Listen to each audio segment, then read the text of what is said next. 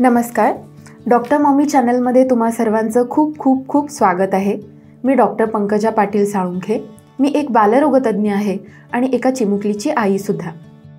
आजचा विषय आहे जो अनेक आया विचारतात की बाळाला 6 महिने तर तुम्ही सांगितलंय फक्त स्तनपान द्यायचं म्हणजेच एक्सक्लुझिव्ह ब्रेस्ट फीडिंग, पण 6 महिन्यानंतर बाळाला नक्की काय द्यायचं, कशा प्रकारे खायला घालायचं, केव्हा घालायचं, किती वेळा खायला घालायचं आणि कोणत्या फॉर्ममध्ये खायला द्यायचं, ह्या सगळ्या प्रश्नांची उत्तरं आपण आजच्या व्हिडिओमध्ये शोधणार आहोत.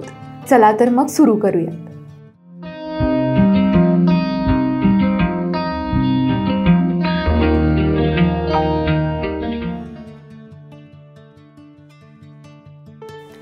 आता सगळ्यात व्हिडिओच्या सुरुवातीला मी तुम्हाला परत एकदा सांगते की पहिले 6 महिने बाळाला फक्त आणि फक्त आईचं दूधच द्यायचं.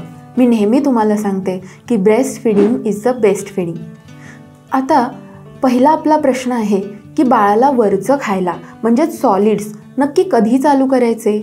तर बाळाला सॉलिड्स हे पहिले 6 महिने पूर्ण झाल्यानंतर चालू करायचे आहेत. 6 महिने झाल्यानंतरच का चालू करायचे, तर त्याचं कारण आहे एनर्जी गॅप. म्हणजे पहिले 6 महिने बाळाला लागणारी जी एनर्जी आहे ते पूर्णपणे बाळाला आईच्या दुधातून मिळत असते, परंतु जसजसं बाळ मोठं व्हावं लागतं तसतसं बाळाला मिळणारी ही एनर्जी आईच्या दुधाकडून कमी प्रमाणात मिळते आणि बाळाला लागणारी एनर्जी, आईच्या दुधातून मिळणारी एनर्जी यांच्यामध्ये तफावत निर्माण व्हायला लागते. म्हणजेच एक प्रकारचा गॅप राहतो आणि हा गॅप आपल्याला भरून काढण्यासाठी बाळाला वरचं खाणं चालू करायला लागतं. आपल्याला कसं कळेल की बाळ रेडी आहे वरचं म्हणजेच सॉलिड फूड्स घेण्यासाठी, तर बाळ सपोर्टनी बसायला लागतं, तसंच बाळ मान धरायला लागतं. याच्यामुळे काय होतं, जेव्हा बाळाला आपण एखादा घास देतो तेव्हा तो घास व्यवस्थितपणे त्याला पचतो आणि खाली जातो म्हणजेच इसोफेगसमध्ये जातो. तसंच या बाळामध्ये टंग थ्रस्ट रिफ्लेक्स म्हणजे बाळाला जर काही आपण तोंडातून दिलं तर बाळाची टेंडन्सी असते की ते जिभेनी बाहेर काढणं, ही टेंडन्सीसुद्धा हळूहळू कमी व्हायला लागते. तसंच 6 महिन्यानंतर बाळाला आजूबाजूच्या गोष्टींमध्ये इंटरेस्ट निर्माण व्हायला लागतो. वेगवेगळे कलर्स त्याला समजायला लागतात, तर आपल्या खाद्यपदार्थांचे कलर त्याला दिसायला लागतात, टेक्स्चर त्याला समजायला लागतं. तसंच ह्या काळामध्ये तुमच्या लक्षात आलं असेल की बाळ कुठलीही गोष्ट हाताने रीच करतं, ओढून घेतं, ग्रॅब करतं आणि या सगळ्या गोष्टी म्हणजेच बाळ तुमचं सॉलिड्स घ्यायला रेडी आहे. आणि ह्या सगळ्या गोष्टींमुळे आपण 6 महिन्यानंतर बाळाला सॉलिड्स द्यायला सुरुवात करतो. आता पुढचा प्रश्न आपल्या मॉमीचा असतो की हे खाद्यपदार्थ म्हणजे सॉलिड्स किती वेळा द्यायचे आणि किती प्रमाणात द्यायचे. तर जेव्हा आपण 6 महिन्यानंतर बाळाला सॉलिड्स इंट्रोड्यूस करतो तेव्हा पहिल्यांदा केवळ 2 वेळा दिवसातून 2 मील्स अ डे अशा पद्धतीने आपल्याला बाळाला खायला द्यायचं आहे. हे कधी द्यायचं आहे, तर शक्यतो दिवसाचं टायमिंग ठेवायचं, म्हणजे सकाळी एकदा आणि इव्हिनिंग किंवा दुपारच्या वेळेला एकदा द्यायचं आहे. याचं कारण असं की समजा एखाद्या फूडची बाळाला ॲलर्जी असेल तर तुम्हाला दिवसभरामध्ये समजून जाईल, डॉक्टरांकडे नेता येईल किंवा काही प्रॉब्लेम आले तर त्याचं सोल्युशन दिवसभरामध्ये लवकर मिळवता येईल. पण हेच आपल्याला रात्री थोडंसं अवघड जातं. दुसरी गोष्ट आहे की किती प्रमाणात द्यायचं. बाळाला सॉलिड्स आपण जेव्हा चालू करतो तेव्हा 1 ते 3 टेबलस्पून इतक्या प्रमाणातच द्यायचं आहे. आता तुम्ही म्हणाल टेबलस्पून म्हणजे किती? 1 टेबलस्पून म्हणजे 15 ml. सुरुवात 1 टेबलस्पूननी करा आणि हळूहळू हे प्रमाण वाढवत जायचं आहे.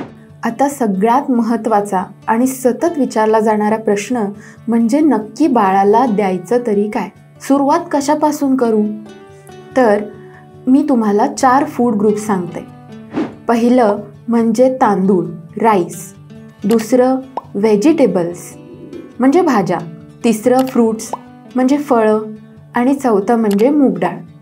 हे 4 पदार्थ तुम्ही पहिल्यांदा लक्षात ठेवा. सुरुवात करायची म्हणालात तर माझ्या मते सुरुवात शक्यतो राईस म्हणजेच तांदळाने करा.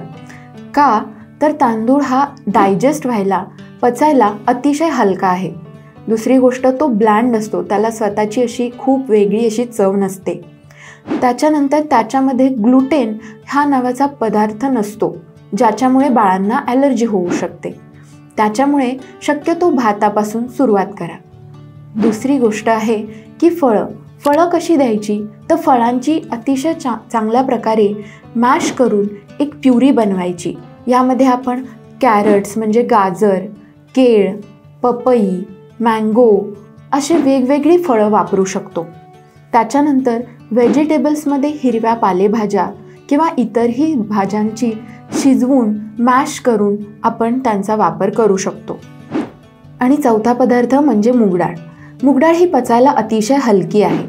मूगडाळ आपण 2 तास भिजत ठेवायची आणि त्याच्यानंतर उकळवून म्हणजेच बॉईल करून घ्यायची. ही अतिशय पचायला हलकी असल्यामुळे त्याची अगदी बारीक अशी प्युरी करून आपण बाळाला देऊ शकतो. त्याच्यामध्ये तूपही घालू शकतो. परंतु कधीही राईस वॉटर किंवा दाल वॉटर म्हणजेच तांदळाचं किंवा डाळीचं पाणी अजिबात देऊ नका, कारण यामध्ये कोणत्याही प्रकारचं सत्व जास्त प्रमाणात नसतं आणि बाळाच्या पोटामध्ये पाणी जास्त जातं. त्याच्यामुळे त्याची भूक तर भागेल, परंतु त्याला एनर्जी किंवा विविध सत्व अगदी योग्य प्रमाणात मिळणार नाहीत. त्यामुळे डाळ किंवा तांदूळ याची तुम्ही प्युरी किंवा मॅश करून शिजवून देऊ शकता. आणखीन एक प्रश्न असतो की या पदार्थाची कन्सिस्टन्सी कशी असायला हवी. कन्सिस्टन्सी म्हणजे कधीकधी मदर्स म्हणतात की अतिशय पातळ किंवा अतिशय घट्ट असे पदार्थ आपल्याला बाळाला देऊन चालणार नाही, कारण अतिशय पातळ असेल तर त्याचा पाण्याचं प्रमाण जास्त असेल, ज्याच्यामुळे बाळाला पोषण मिळणार नाही. आणि अतिशय घट्ट असेल तर बाळाला गिळायला त्रास होईल.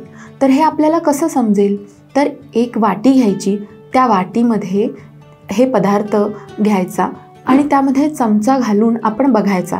ह्या चमच्यामधून जर तो पदार्थ अतिशय इझिली खाली पडत असेल तर याचा अर्थ आहे तो खूप पातळ आहे. पण अजिबातच पडत नसेल तर तो घट्ट आहे. तर या दोन्हीच्या मधली कन्सिस्टन्सी जी आहे ती आपल्याला आपल्या बाळाला द्यायची आहे. आता डाएट चार्ट नक्की बाळाचा कसा असायला हवा, म्हणजे कशा प्रकारे आपण आपल्या बाळाला सॉलिड्स इंट्रोड्यूस करू शकतो. तर माझ्या मताप्रमाणे पहिल्या आठवड्यामध्ये तुम्ही एखादा पदार्थ जसं की व्हेजिटेबल्स किंवा फ्रूट्स इतर काहीही मिक्स न करता फक्त मॅश करून तो एकच पदार्थ बाळाला खायला द्या. दुसऱ्या आठवड्यामध्ये तुमच्या लक्षात येईल की बाळाला ते पदार्थ पचतायत. मग हळूहळू आपण वेगळे पदार्थ बाळाला इंट्रोड्यूस करू शकतो. आणि दुसऱ्या आठवड्यात 2 पदार्थ एकत्र करून जसं की भात आणि मूग डाळ मिक्स करून त्याची खिचडी बनवू शकतो आणि बाळाला देऊ शकतो. आणि त्याच्या पुढच्या आठवड्यामध्ये या पदार्थांमध्ये बटाटा म्हणजेच पोटॅटो मॅश करून ॲड करू शकतो, तूप ॲड करू शकतो आणि अशा प्रकारे 4थ्या आणि 5व्या आठवड्यामध्ये आपण बाळाला देऊ शकतो. तर या सर्व गोष्टींची तुम्ही काळजी घेतलीत तर नक्की तुमची सॉलिड्सची बाळाची ही जर्नी अगदी चांगली होईल. नक्की या गोष्टी फॉलो करा आणि तुमचे काही प्रश्न असतील तर आम्हाला कमेंट्समध्ये नक्की सांगा. तुमच्या प्रश्नांची उत्तरं देण्याचा आम्ही नक्की प्रयत्न करू. धन्यवाद.